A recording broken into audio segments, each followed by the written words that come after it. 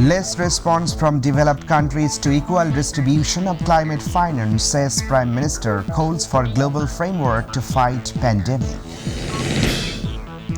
BNP's Father program will depend on the behavior of the government, says Mirza Fakhrul. Road march started from Voirab towards Sylhet. The Ministry of Commerce allows 6 more companies to import a total of 60 million eggs to control the market.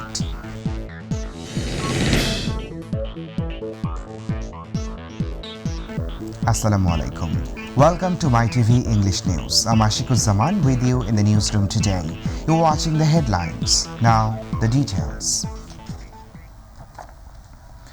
Prime Minister Sheikh Hasina has urged the countries affected by financing to deal with the effects of climate change. She urged this at the high-level thematic session of the Summit on Climate Ambition at the United Nations headquarters. In another event, the Prime Minister called upon the United Nations to set an example in women's leadership. Besides, Bangladesh has signed an agreement of the United Nations regarding extraction and fair use of deep-sea resources.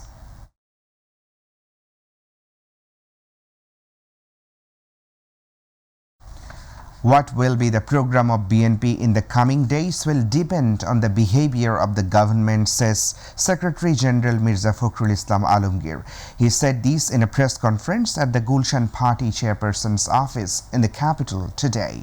He also expressed fear that if Awami League does not resign from power, the conflict in the country will increase in the future. Mirza Fakhrul Islam Alamgir also said that even if anyone conspired to detain BNP leaders in jail, using the court would not be able to stop the struggle for the people's right in any way.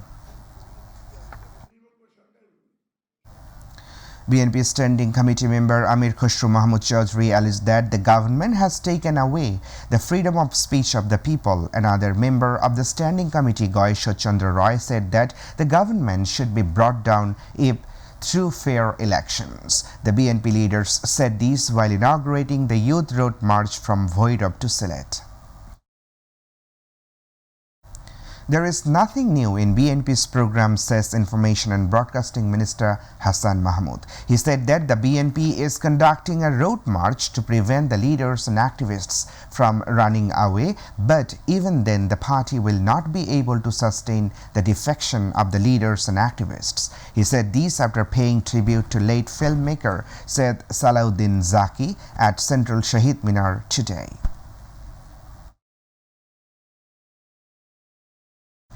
The Ministry of Commerce has allowed 6 more companies to import a total of 6 crore eggs to control the market. The 6 new companies allowed to import are Cheese Gallery, Popular Trade Syndicate, Messrs. Ripa Enterprises, SM Corporation, BDS Corporation, and MS JNU Traders. Earlier on September 18, the government allowed 4 companies to import a total of 4 crore eggs.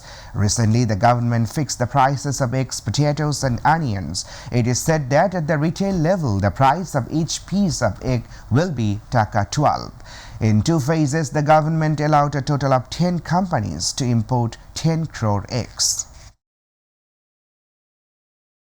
Private hospitals and clinics in Rajshahi have withdrawn the suspension of all kinds of surgeries through mediation from Director of Health Rajshahi Division. Earlier, private clinics of Rajshahi suspended surgeries and protested against the increased fees of anesthesiologists. Anesthesiologists have set new fees and it is double. As a result, patients suffered if this was implemented. Now, international news.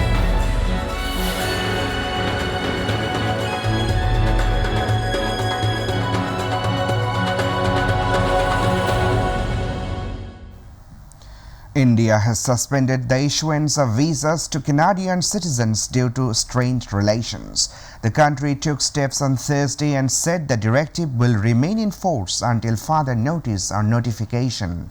India's tension with country is currently at its peak due to the shooting death of Khalistani leader Harpreet Singh Nijjar in Canada, and this steps has been taken by India. Basically, Canadian Prime Minister Justin Trudeau has directly accused the Indian government of killing Nidja.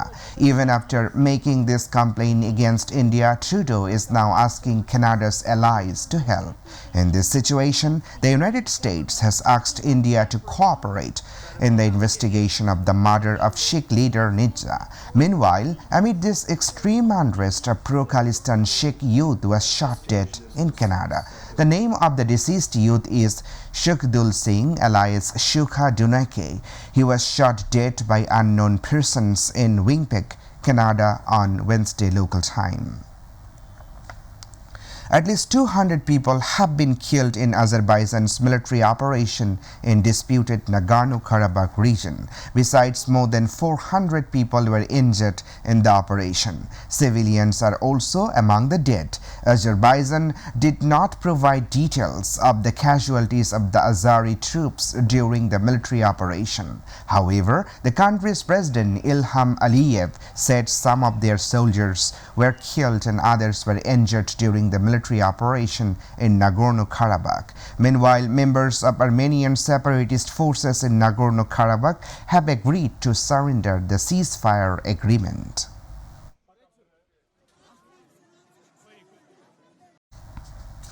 Russia has been invading Ukraine for more than a year and a half. Allied European countries, including United States, have been providing weapons to Kyiv to counter the Russian aggression and at the same time counterattack against Moscow's forces. Even neighboring Poland was on the list of countries supplying arms to Ukraine. However, this country, known as one of the Ukraine's staunchest allies, has announced that it will no longer supply arms to Kyiv. The country made this decision due to the debate over whether or not to import Ukrainian grains. Poland's prime minister says his country will focus on arming itself with more modern weapons instead of arming Kyiv. We're about to end the headlines once again. Less response from developed countries to equal distribution of climate finance, says Prime Minister, calls for global framework to fight pandemic. BNP's Father program will depend on the behavior of the government, says Mirza Fakhrul. Road march started from Voirab towards Sylhet. The Ministry of Commerce allows 6 more companies to import a total of 60 million eggs to control the market. India suspends visas to Canadian citizens due to strained relations. Another pro-Khalistan Sikh youth shot dead in Canada. That's all for now. To watch our news online, please visit YouTube/mytvnews News. Our next news bulletin will be telecast at 7:30 p.m. in Bangla. Stay tuned. Allah Hafiz.